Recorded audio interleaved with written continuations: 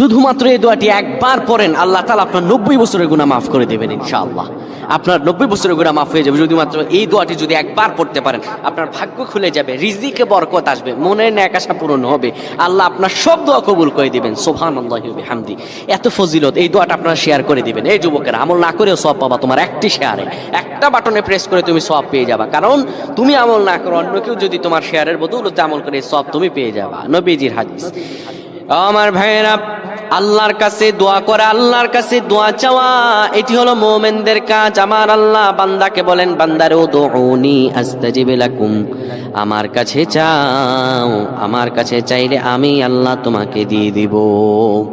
কেউ যদি একবারে দোয়াটি পড়তে পারে, দোয়াটি হলো রব্বি ইন্নী যালামতু নাফসি ফাগফিরলি। কেউ যদি এই দোয়াটা একবার পড়তে পারে, আমার আল্লাহ তাআলা তার 90